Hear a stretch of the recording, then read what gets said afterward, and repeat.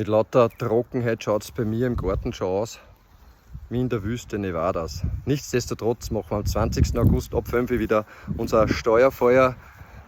Die Lagerfeuerstelle ist schon vorbereitet.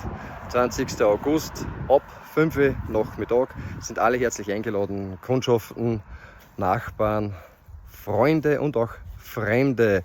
Also wenn ihr wissen wollt, warum ein Steuerberater im Garten seiner Kanzlei ein Lagerfeuer macht, alle Leute einladen und das auch noch zahlt, kommt vorbei. 20. August, 5 Uhr Nachmittag. Dankeschön, pfiat euch, bis dann.